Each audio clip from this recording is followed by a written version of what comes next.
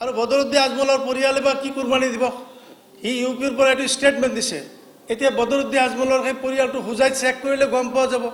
সিহঁততো বছৰে বছৰে বহুত গৰু কুৰবানী বহুত দিনৰ পৰা দি আহিছে তেওঁৰ দেউতাকৰ দিনৰ পৰা দি আহিছে তেওঁ দি আহিছে আৰু এইটোতো আজি ইউডিএফৰ সমৰ্থন মানুহ যিসকল আছে সেই মানুহবিলাকতো এই ষ্টেটমেণ্টত মানি চলিব নোৱাৰিব কিন্তু য'ত শতকৰা মুছলমান মানুহ আছে তাত এইটো সময়ত এই আজি 10 তাৰিখে বৰকাৰী হ'ব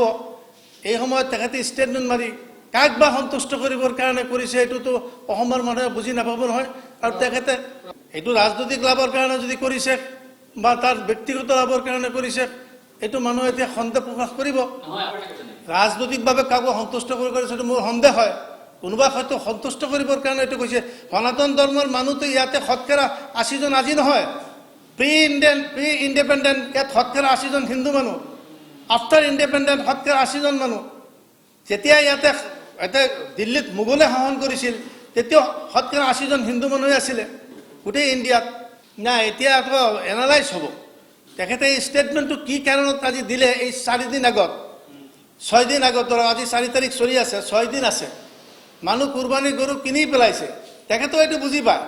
যে 15 দিন 20 দিন আগত যিবিলাকৰ মানুহৰ অৱস্থা ভাল থাকে অসম ৰাজ্যিক জমিয়ত উলামা মানে তেখেতটো সভাপতি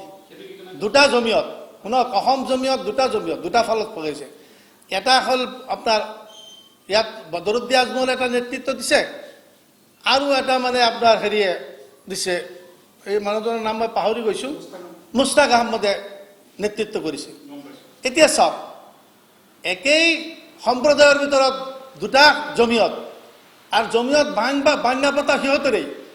এই চিৰটি মানুহৰ যদি হয় ইয়াত কোনোদিন মণি সিংহ মানুহক জমিয়তৰ প্ৰেচিডেণ্ট দিয়া নাই শেখে বাছকান্দি থাকোঁতেও বা মৌলানা হেৰি থাকিতেও আব্দুল হক সাহেব থাকোঁতেও ইয়াত মণি সিংহ মানুহৰ যথেষ্ট আলিম উলামা আছে কিন্তু জমিয়তৰ সভাপতি বা এটা ভাগ যদি স্থান নাপায় জমিয়ত যদি এতিয়া 3টা হয় আৰু সেই 3 নম্বৰ এটা চিৰটি মানুহ চাব আপুনি ইয়াত প্ৰেচিডেণ্ট হৈছে দুটা হৈছে মুস্তাক আহমদ তেখেতেও চিৰটি মানুহ বদৰুদ্দিন আজমল তেখেতেও চিৰটি মানুহ আৰু জাগা এটাই হুজাই